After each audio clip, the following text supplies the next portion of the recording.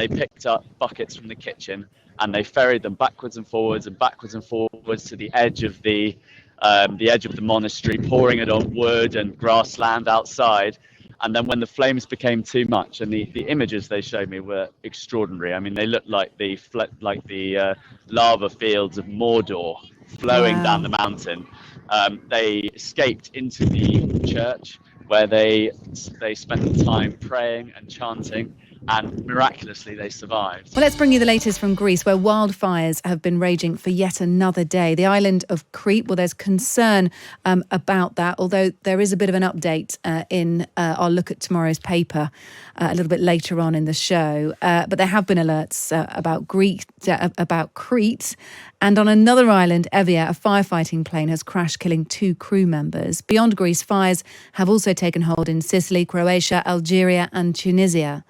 But Rhodes is one of the worst affected islands. It does seem to be over the worst at the moment. Let's find out, though, for sure, by speaking to the Times correspondent Tom Witherow, who's on the island for the paper and for us this evening. Evening, Tom. Good evening, Kate. Tell us what's going on around you, Tom. I can hear plenty of action in the background. Whereabouts are you and what are you experiencing? Yeah, so I'm just on the top of a hill overlooking the valley where the town of Manalos is, and you can probably just see behind me that there is a wildfire raging at the moment. Yes.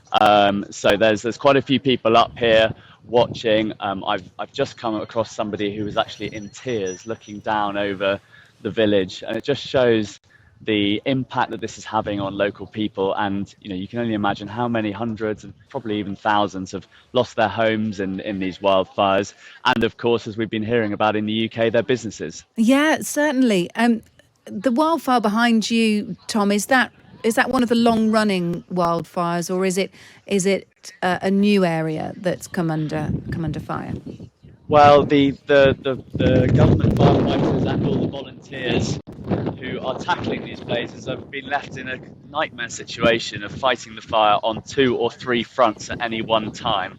So I am at the northern end of the east coast of the island, about just above halfway, and at the same time villages that have been evacuated today, Gennady and a couple of other tourist resorts in the southeast, as the northerly wind pushes that fire further and further south. So now a third of the coast has at some point been evacuated.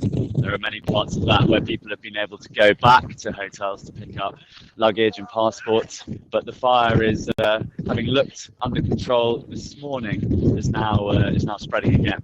We're getting lots of wind in the background, Tom, but I'm going to persevere because obviously this is part of the cause. You're on location speaking to us, so hopefully our listeners understand that. So the situation on Rhodes really is that where some areas are okay, other areas are under threat, and it's very much still a moving situation on the island. Have you spoken to any tourists? Are there largely any tourists still on the island who don't want to be there, Tom, or has that side of the operation, the evacuation from the island, has that largely happened? I think the impact of Saturday's evacuation, which was the one with those dramatic scenes of people walking long distances down main roads and being ferried off beaches by small craft, has passed. Most of those people are now in either new accommodation or have been taken home on rescue flights. It's expected that the last of those people who want to leave the island will go tomorrow. But of course, as the flames spread further south, there will be more people coming to evacuation centres again. The coordinators of those centres said, though, that they were also expecting a large influx of Greek families. Many have been able to find hotel accommodation elsewhere or stay with friends, but the island is very close to capacity. It's obviously the peak summer season, and so there may be Greek families sleeping rough soon. Goodness me. So it is, really affecting things on a local level, rightly as our attention needs to be on how the local population, many of them reliant on tourism and who live on the island all year round, are being caught up in this. Tom, I know you've been speaking to some nuns. It's a remarkable story. Just tell us what they've been telling you.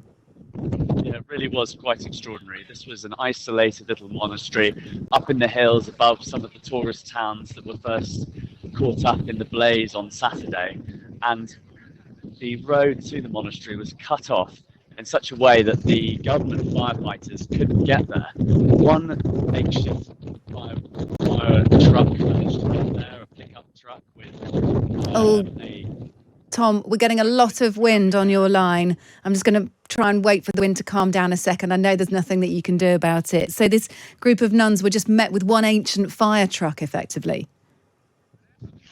Absolutely, and they took it upon themselves to protect their monastery. They were told by those firefighters that they should go and save themselves, but they refused, and they picked up buckets from the kitchen and they ferried them backwards and forwards to the edge of the monastery, pouring it on wood and grassland outside. And then when the flames became too much, and the images they showed me were extraordinary. I mean, they looked like the lava fields of Mordor flowing down the mountain. They escaped into the church, where they spent the time praying and chanting, and miraculously they survived. And when I visited today, you would absolutely not know that the monastery itself had been hit by fire, but 360 degrees around the monastery was a forest in cinders. It was like apocalypse, with grey ash and charcoal everywhere. Got it.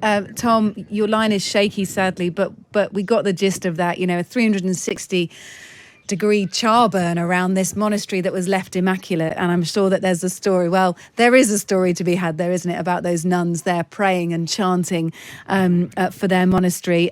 It'll be in tomorrow's paper, up online at some point tonight as well, along with some pictures, I'm sure. Tom, it's been really good to speak to you. Thank you. Do take care. Tom Witherow is the Times correspondent currently on Rhodes. Good to speak to you, Tom. Thank you.